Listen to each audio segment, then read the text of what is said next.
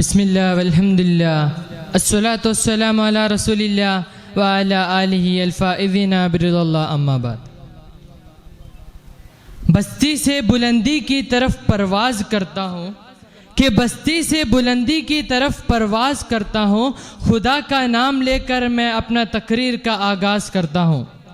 محترم اساتذہ کرام اور میرے آگے بیٹھ کر میرے آواز سننے والے میرے پیارے دوستو، السلام علیکم ورحمۃ اللہ تعالی وبرکاتہ۔ میرے پیارے دوستو،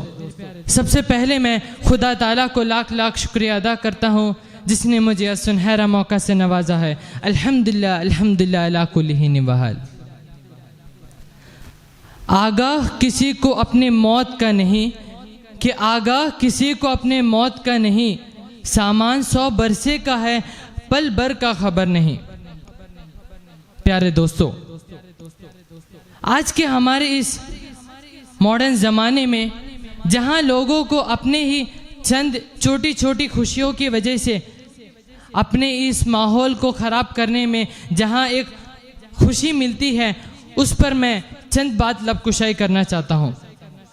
جہاں ہمارے اسلام میں ہر ایک نعمتوں کے بارے میں ہمیں شکر کرنے کے لیے بتایا ہے، اور ہم مسلمان ہونے کے بدولت آج ہم اپنے ہی رب کے دیے ہوئے نعمتوں کو شکر کرنے کے بجائے اس کو خراب کر کے اس کا صحیح استعمال نہیں کر رہے ہیں۔ جیسے کہ آج ہمیں انسان بنا کر اللہ ہمیں اس دنیا میں بھیجنے کا صرف ایک ہی مقصد، اللہ تعالی ہمیں آپ صلی اللہ علیہ وسلم کے ذریعے ہمیں یہ بتاتے ہیں کہ ہر ایک مسلمان ہو یا چاہے غیر مسلمان، ہر ایک انسانوں کو اس دنیا کا خلیفہ بنا کر میں نے تمہیں اس دنیا پر بھیجا ہے، تاکہ دنیا کے ہر ایک چھوٹی سی چھوٹی چیزوں کا تم حفاظت کر سکو، اور ان حفاظت کرنے سے تم اپنی زندگی کو کیسے جینے کی ہر ایک چھوٹی سی چھوٹی سیکھ مل سکے تمہیں۔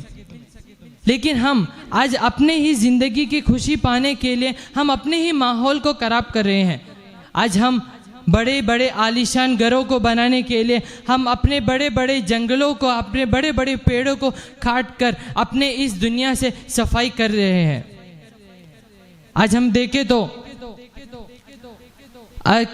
حال ہی میں ایک بہت ہی بڑا حادثہ ایسا ہوا تھا کہ جہاں ہمارے ہندوستان میں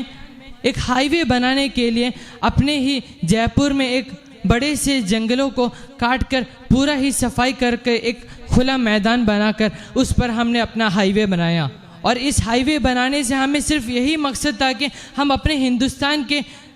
کہیں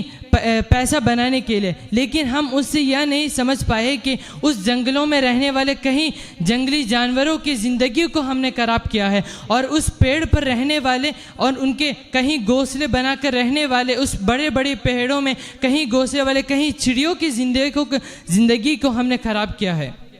لیکن ہمیں یہ سمجھنا چاہیے کہ ہم اپنے خوشی پانے کے لیے اس پیڑوں کو کاٹنے کے یا پھر اس ماحول کو خراب کرنے سے ہم ان کے ہی نہیں بلکہ اپنے ہی زندگی کو بھی خراب کر رہے ہیں۔ جیسے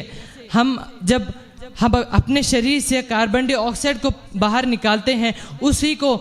کاربن ڈائی آکسائڈ کو اپنے اندر لینے والا ہی یہ پیڑ ہوتا ہے یا درخت ہوتا ہے، اور اسی درخت ہمیں آکسیجن جینے کا ایک ذریعہ دیتا ہے، اور جب ہم انہی پیڑوں کو کاٹ کر اپنے ہی اس دنیا سے صفائی کر دیں تب ہمیں جینے کا ذریعہ کہاں سے مل سکتا ہے؟ آپ صلی اللہ علیہ وسلم یہ کہتے ہیں کہ اس دنیا میں جہاں اگر تم وضو بھی کر رہے ہو تو اس بہتے پانی میں بھی تم وضو کرنے کے لیے پانی کا صحیح استعمال کرے۔ اور مدینہ میں ایسا ایک آج اس اسلامک وطن ہونے کے ذریعے آج مدینہ میں ایک ایسا جگہ بھی یہ ہے کہ جہاں پیڑوں کو کاٹنا سخت منع ہے، اور کاٹنے پر ان کے حکومت ان پر کہیں سختی سے کہیں نیم ان کے اوپر لگاتا ہے۔ تو ہمیں یہ سمجھنا چاہیے کہ ہمارے اسلام میں ہم لوگوں کو، ہم مسلمانوں کو، ہر ایک انسانوں کو اس ماحول کو صحیح طریقے سے حفاظت کرنے کا ذمہ داری دیا گیا ہے۔ وآخر دعوانا الحمدللہ رب العالمین۔ السلام علیکم ورحمۃ اللہ تعالی وبرکاتہ۔